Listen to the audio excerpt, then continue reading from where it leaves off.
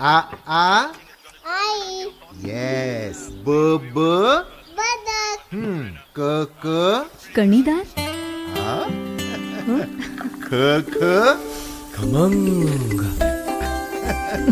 ग ग गोकुळतू. हा. अगदी घरच्यासारखं. कणीदार खमंग म्हणजेच गोकुळ तूप.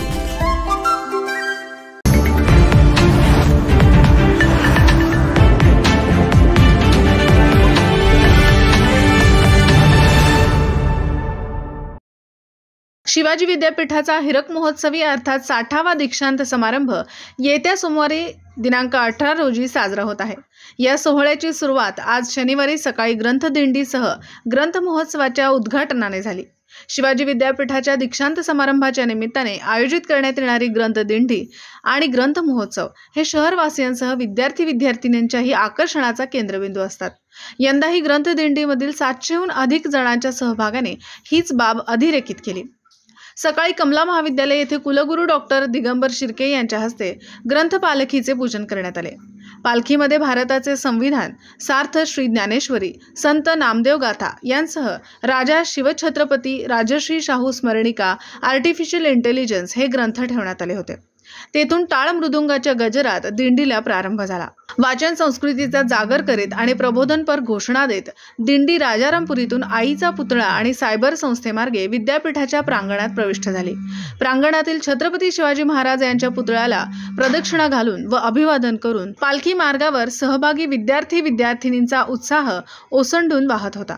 ग्रंथदिंडीमध्ये कुलसचिव डॉक्टर विलास शिंदे, परीक्षा व मूल्यमापन मंडळाचे संचालक डॉक्टर अजित सिंह जाधव, वित्त व लेखा अधिकारी डॉक्टर सुहासिनी पाटील, बॅरिस्टर बाळासाहेब खर्डेकर, ज्ञानस्रोत केंद्राचे संचालक डॉक्टर धनंजय सुतार, वाणिज्य व व्यवस्थापन अधिष्ठाता डॉक्टर श्रीकृष्ण महाजन, मानव्यशास्त्र विद्याशाखेचे अधिष्ठाता डॉक्टर महादेव देशमुख, राष्ट्रीय सेवा योजना संचालक डॉक्टर तानाजी चौगुले, विद्यार्थी विकास मंडळाचे संचालक डॉक्टर पी.टी. गायकवाड, निरंतर शिक्षण विभागाचे संचालक डॉक्टर रामचंद्र पवार, ग्रंथालय व माहितीशास्त्र विभागाचे प्रमुख डॉक्टर सचिन कुमार पाटील, उपग्रंथपाल डॉक्टर प्रकाश बिलावर, सहाय्यक ग्रंथपाल डॉक्टर शिवराज थोरात, कमला महाविद्यालयाच्या प्राचार्य डॉक्टर तेजस्विनी मुडेकर, डॉक्टर सुजय पाटील यांच्यासह बॅरिस्टर खर्डेकर, ज्ञानस्रोत केंद्रातील कर्मचारी, विद्यार्थी-विद्यार्थिनी, राष्ट्रीय सेवा योजनेचे विविध महाविद्यालयांतील समन्वयक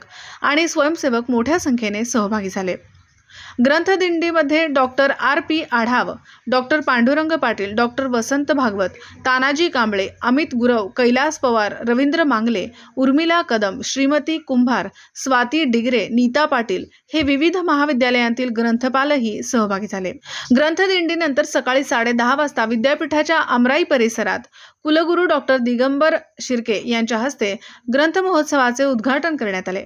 ग्रंथालय शास्त्राचे जनक डॉक्टर S.R. रंगनाथन आणि बॅरिस्टर बाळासाहेब खर्डेकर यांच्या प्रतिमांना पुष्पहार घालून व दीप प्रज्वलन करून हे उद्घाटन झाले. त्यानंतर कुलगुरू डॉक्टर प्रमोद पाटील यांच्या हस्ते विद्यापीठ प्रकाशन विभागाच्या स्टॉलचे उद्घाटन करण्यात आले. स्थानिकांसह राज्यभरातील 22 प्रकाशक व ग्रंथ विक्रेते महोत्सवात सहभागी झाले आहेत. त्यांच्या माध्यमातून विविध विषयांवरील हजारो ग्रंथ वाचकांना पाहणी व खरेदीसाठी उपलब्ध आहेत.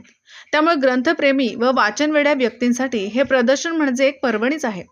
या सर्व स्टॉलची कुलगुरूंसह अधिकाऱ्यांनी फिरून पाहणी केली आणि सहभागींना शुभेच्छा व धन्यवाद दिले. याखेरीज हँडी हेल्प या संस्थेने दिव्यांगांनी बनवलेल्या वस्तूंच्या विक्रीचा स्टॉल मांडला आहे. या ठिकाणी अन्नपदार्थ विक्रीचे 7 स्टॉल आहेत. MBA अधिविभागाच्या विद्यार्थी-विद्यार्थिनींचेही त्यात 3 स्टॉल आहेत. तसेच स्टार्टअप उपक्रमास वाहिलेली काही स्टॉल आहेत. या विद्यार्थ्यांना कुलगुरू डॉक्टर शिर्के यांनी केवळ पदार्थ विक्री करण्याचे उद्दिष्ट बाळगू नका, तर आपले स्वतःचे बिझनेस मॉडेल कसे विकसित कराल त्याचे सादरीकरण तयार करण्याची सूचना केली. सदर ग्रंथ महोत्सवात उद्या दिनांक 17 रोजी सकाळी 11 वाजता संगीत व नाट्यशास्त्र अधिविभागाच्या वतीने राजश्री शाहू सिनेट सभागृहात स्वररंग या सांस्कृतिक कार्यक्रमाचे आयोजन करण्यात आले आहे. हा कार्यक्रम सर्वांसाठी खुला आहे. या कार्यक्रमासह 3 दिवस चालू असणाऱ्या या ग्रंथ महोत्सवाचा रसिक वाचकांनी लाभ घ्यावा असे आवाहन डॉक्टर सुतार यांनी केले आहे. कोल्हापूरहून दर्पण न्यूजसाठी अनिल पाटील. निर्भीड बेधडक बातमीसाठी दर्पण न्यूज चॅनलला लाईक करा, शेअर करा, सबस्क्राईब करा. मुख्य संपादक अभिजित रांजणे, दर्पण न्यूज.